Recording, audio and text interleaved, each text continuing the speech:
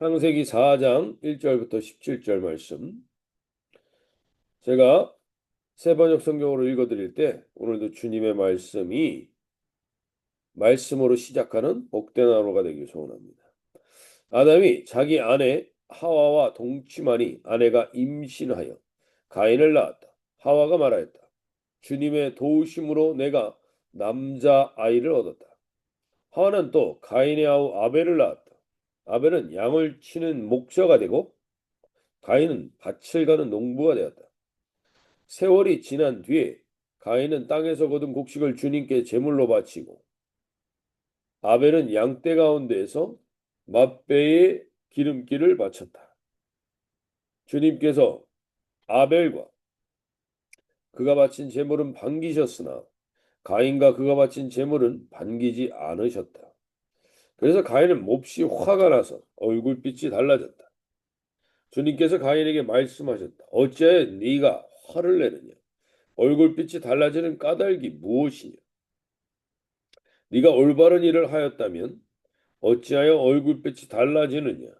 네가 올바르지 못한 일을 하였으니 제가 너의 문에 도사리고 앉아서 너를 지배하려고 한다. 너는 그 죄를 잘 다스려야 한다. 가인이 아우 아벨에게 말하였다. 우리 들로 나가자. 그들이 들에 있을 때 가인이 그의 아우 아벨을 쳐 죽였다. 주인께서 가인에게 물으셨다. 너의 아우 아벨이 어디 있느냐? 그가 대답하였다. 모릅니다. 제가 아우를 지키는 사람입니까? 주님께서 말씀하셨다. 네가 무슨 일을 저질렀느냐? 너의 아우의 피가 땅에서 나에게 울부짖는다. 이제 내가 땅에서 저주를 받을 것이다. 땅이 그 입을 벌려서 너의 아우의 피를 너의 손에 받아 마셨다. 너의 손에서 받아 마셨다. 네가 밭을 갈아도 땅이 이제는 너에게 효력을 더 나타내지 않을 것이다. 너는 이 땅 위에서 쉬지도 못하고 떠돌아다니게 될 것이다. 가인이 주님께 말씀드렸다. 이 영벌은 제가 짊어지기에 너무 무겁습니다. 오늘 이 땅에서 저를 쫓아내시니 하나님을 뵙지도 못하고 이 땅 위에서 쉬지도 못하고 떠돌아다니게 될 것입니다. 그렇게 되면 저를 만나는 사람마다 저를 죽이려고 할 것입니다. 주님께서 그에게 말씀하셨다. 그렇지 않다. 가인을 죽이는 자는 7갑절로 벌을 받을 것이다. 주님께서는 가인에게 표를 찍어서 주셔서 어느 누가 그를 만나더라도 그를 죽이지 못하게 하셨다. 가인은 주님 앞에서 떠나서 에덴의 동쪽 롯 땅에 살았다. 가인이 자기 아내와 동침하니 아내가 임신하여 에녹을 낳았다. 그때 가인은 도시를 세우고 그 도시를 자기 아들의 이름을 따서 에녹이라고 했다. 네. 우리가 이제 창세기 3장에서 어제 하나님께서 아담과 하와가 자기가 죄를 짓고 자기가 잘못한 것을 인정한 그들에게 하나님께서 가죽옷을 해 입히시며 이제 새로운 생명나무, 죄를 진 상태로 영생을 하지 않고 죄를 회복할 수 있는 기회를 가지도록 그 땅을 에덴을 떠나게 하시고 이제 새롭게 새로운 땅에, 땅에서 살아가게 하십니다. 그리고서 오늘 아담과 그의 아내가 4장 1절에 보면 동침하여 하와가 임신하여 가인을 낳았다고 말합니다. 그리고 이렇게 얘기합니다. 내가 여호와로 말미암아 등남하였다. 즉 지금 가인과 아벨을 낳을 때 아담과 하와는 하나님께서 에덴 동산에서 쫓아내시긴 했지만 하나님과 계속 교제를 하고 있다라는 것이 아담과 하와의 회개의 증거입니다. 그들은 하나님 앞에 회개하며 나왔기 때문에 하나님이 그들에게 새로운 기회를 주십니다. 하나님은 인간에게 자유의지와 선택을 주실 때 이미 그것을 잘못했을 때에 대한 대안까지도 하나님은 가지고 계셨습니다. 그것이 여인의 후손이라는 걸 어제 알려주었습니다. 그리고 그들과 계속해서 그들이 회개하고 돌이키며 하나님을 찾을 때 하나님은 그들을 외면하지 않으시고 계속 함께 하셨다는 겁니다. 그래서 하와도 아이를 낳고 내가 여호와로 말미암아 득남하였다고 이렇게 고백합니다. 그래서 그렇게 해서 득남하여서 가인을 낳고 그 다음에 아벨을 낳습니다. 그래서 아벨은 양을 치고 가인은 농사를 하는 자가 되었다. 세월이 지난 후에 3절에 보시면 세월이 지난 후에 이런 표현이 나오는데 이 세월이 지난 후에라는 이 표현이 영어 성경에서도 그렇고 이 일반 우리 원어 성경에서도 보면 단순히 시간이 지난 것을 말하지 않습니다. 단순히 시간만이 지난 것을 말하는 게 아니라 어, 어떤 코스, 어떤 하나님의 그 정해진 시간들이 지났을 때라는 얘기입니다. 즉 하나님의 때가 꽤 긴 시간이었을 거라고 봅니다. 이 시간이. 그러니까 가인과 아벨을 낳고 나서 아담과 하와가 또 다른 자녀들을 더 낳았을까 못 낳았을까? 더 낳았을 거라는 겁니다. 더 낳았고 더 많은 시간이 왜냐하면 이 시기에는 이미 900세를 살고 있었던 시기였기 때문에 꽤 많은 시간들이 지난 다음이란 의미입니다. 그래서 이 죄를 이겨나가지 못하는 때가 된 겁니다.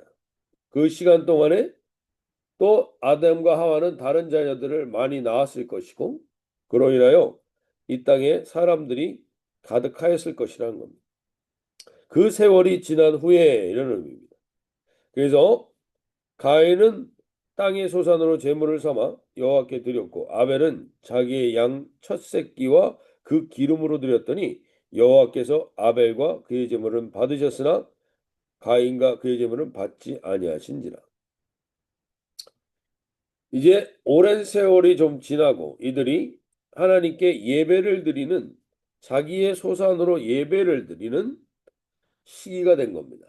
그래서 여기서 우리가 볼 때 이 아담과 하와는 계속적으로 하나님께 예배와 제사를 드려왔던 것 같습니다.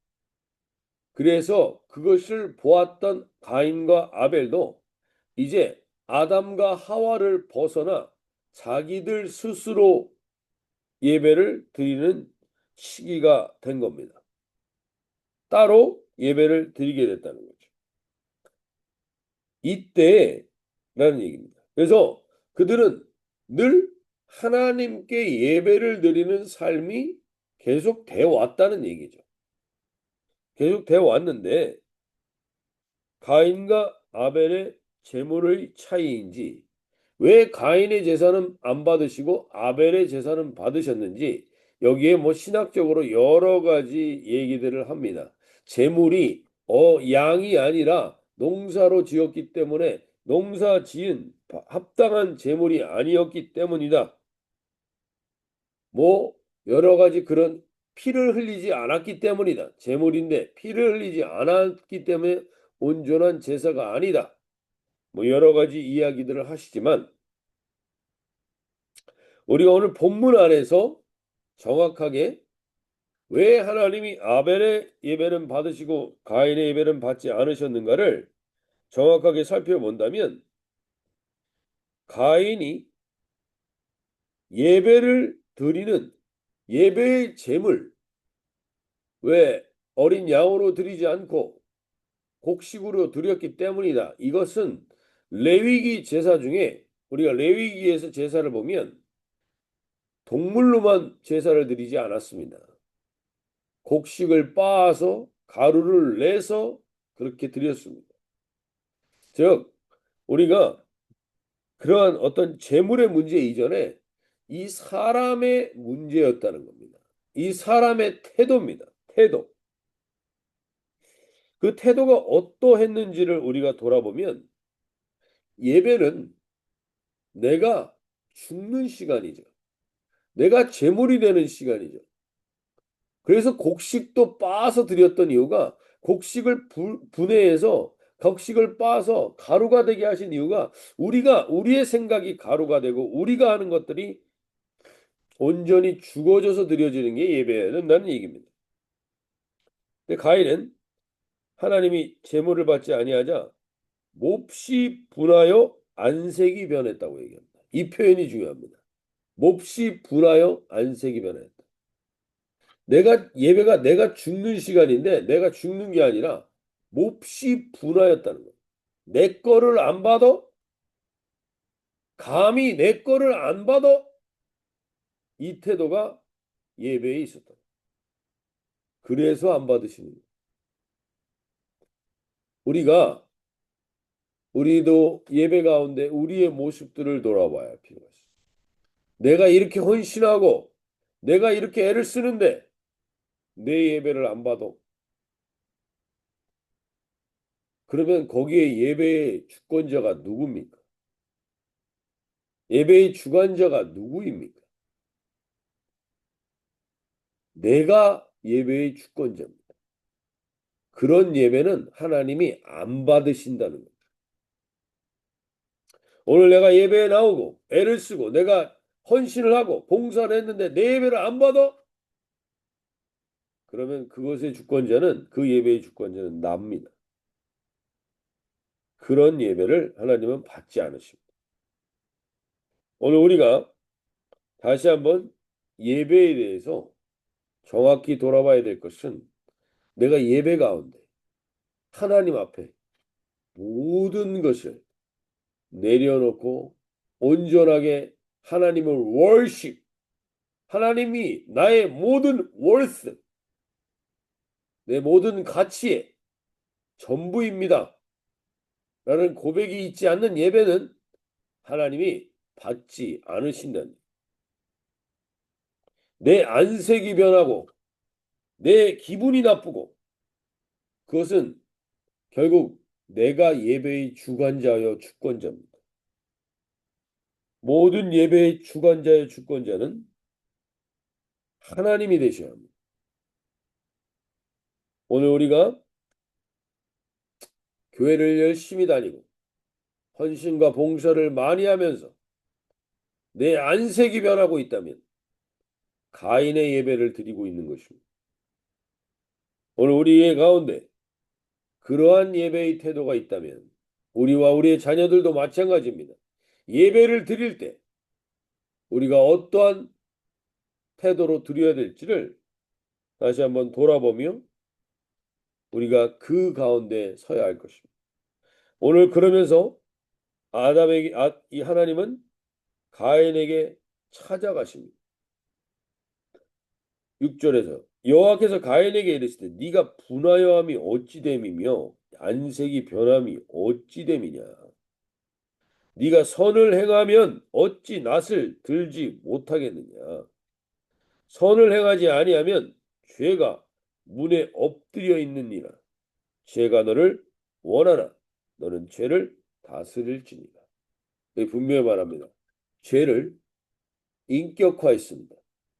죄라는 존재가 있다는 겁니다. 즉 사탄이라는 존재가 너를 문 앞에서 엎드려 너를 넘어뜨리려고 한다는 겁니다. 그러나 죄가 너를 이길 수 없다는 겁니다. 너가 다스릴 수 있다는 겁니다. 죄를. 여기에 우리가 분명히 깨어 있으셔야 합니다. 죄가 나에게 역사하는 데는 내가 선택하고 내가 그것을 컨택했을 때 이루어지는 것이지 사탄이 아무리 권세가 있다 할지라도 감히 하나님의 형상인 나에게 함부로 행할 수 없다는 사실을 분명히 하셔야 합니다. 그러한 생각과 마음이 나를 사로잡게 되는 건 내가 죄에게 그 길을 열어줬기 때문이지 죄가 함부로 절대로 나를 다스릴 수 없다는 사실을 아셔야 합니다. 근데 내 마음과 생각으로 죄를 열어준 겁니다. 가인이 이 죄가 나를 원하는데 죄는 언제나 사탄과 어둠은 언제나 나를 원합니다. 자기의 마음대로 행하려. 거기에 내가 문을 열어주면 내가 그것에 다스림을 받게 되는 것이죠. 그래서 결국 가인은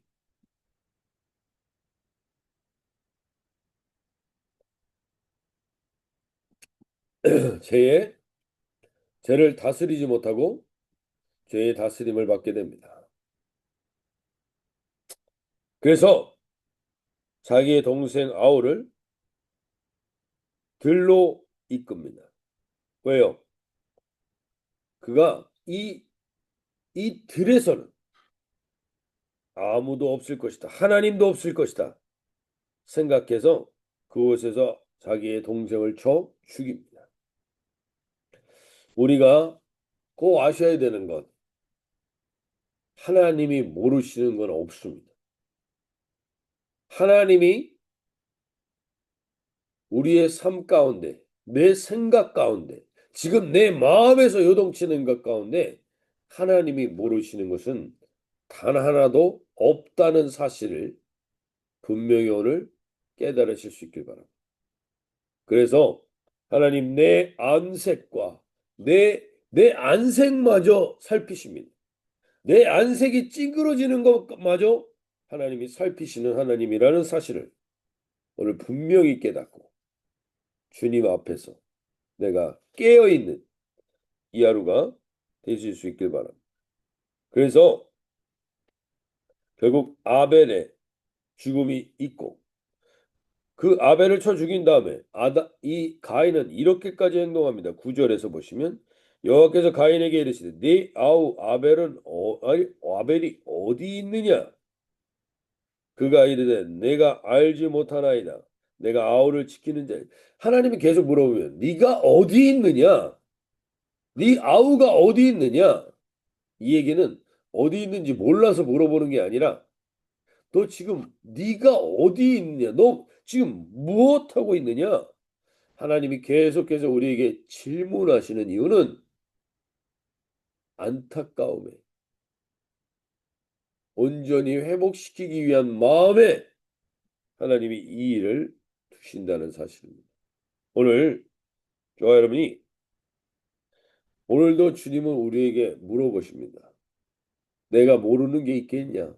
네 생각 속에, 네 행동 속에 하나님이 다 알고 계시다는 것입니다. 하나님이 다 알고 계시다는 것입니다. 그렇게 우리가 오늘 이 아침에 깨어 주님 앞에서는 복된 하루가 되길 바랍니다. 그럼 우리는 그런 마음이 될 것입니다. 아벨은 너무 억울하지 않느냐? 아벨의 인생은 너무 억울한 것이 아닙니까? 하나님이 막아주시지 왜 안 막아주셨습니까?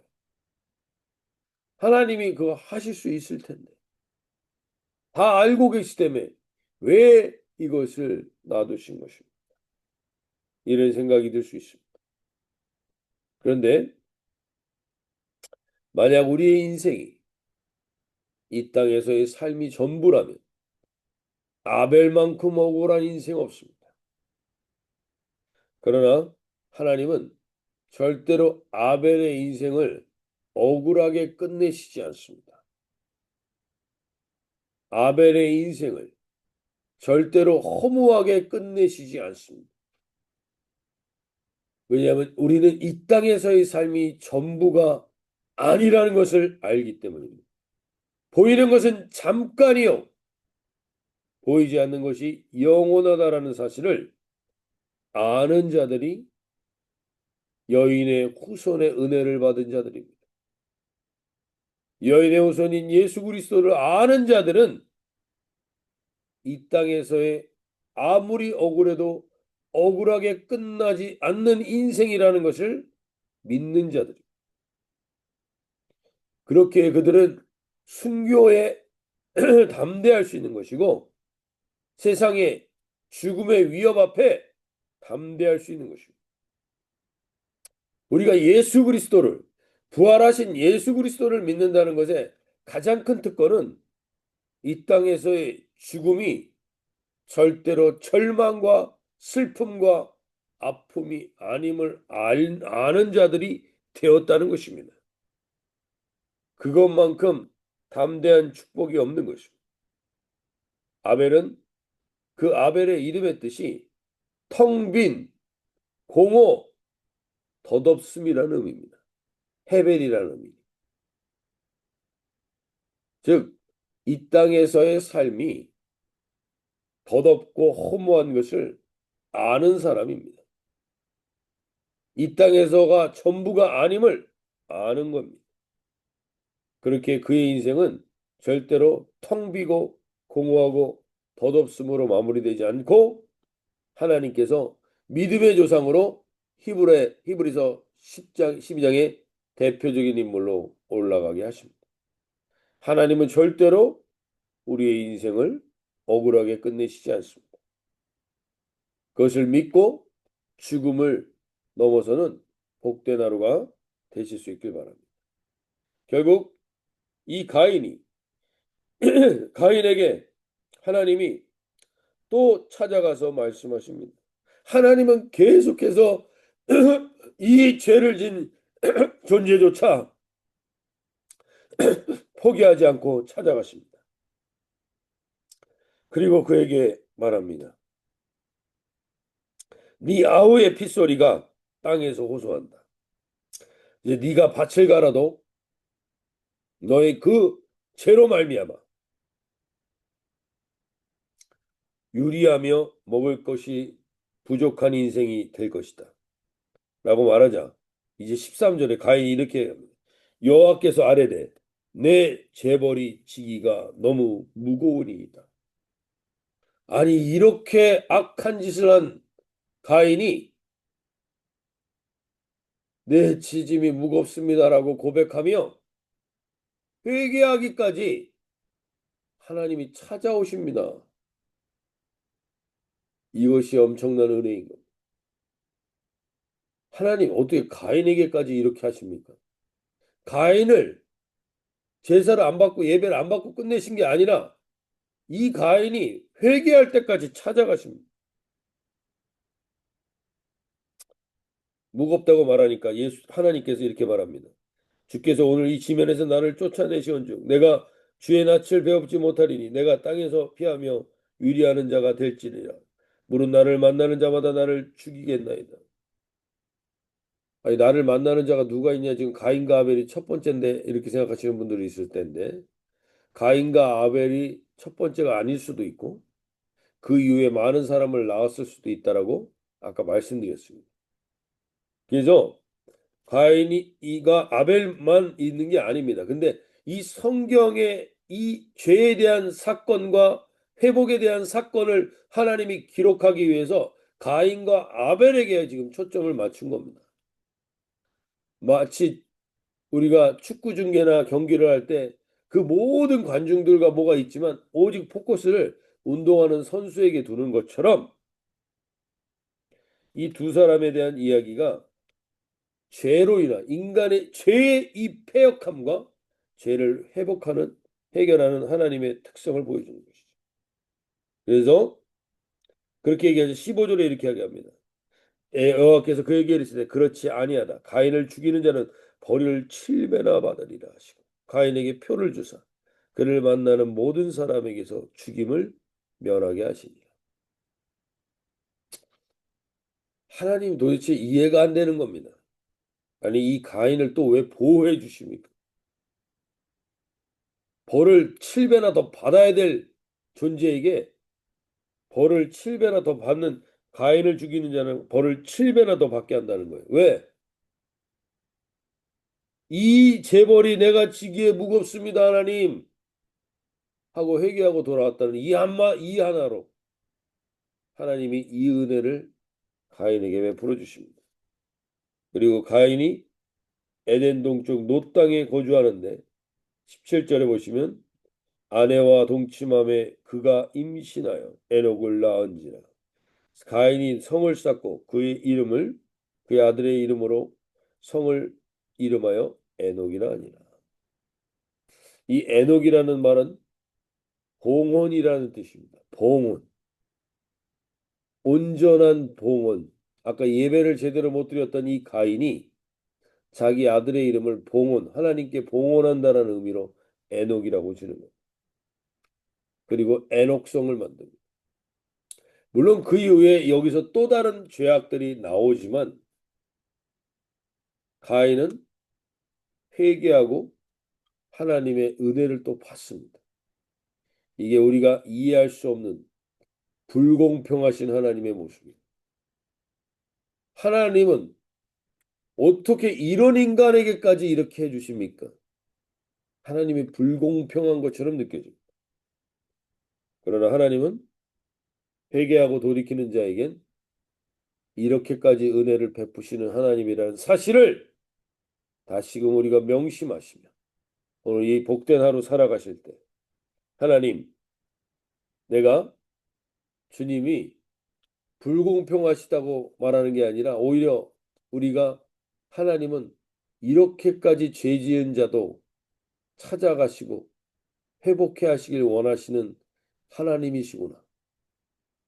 우리가 다시 한번 우리가 믿고 있는 하나님의 은혜를 돌아보며 나라는 존재에게 베푸신 하나님의 은혜를 다시금 깨닫고 늘 넘어지고 쓰러지나 그거로 끝나지 않는 은혜가 족한 인생을 오늘 살아갈 수 있도록 고백하며 나가는 이 하루가 되실 수 있길 바랍니다. 자, 이렇게 기도하시며 나가겠습니다.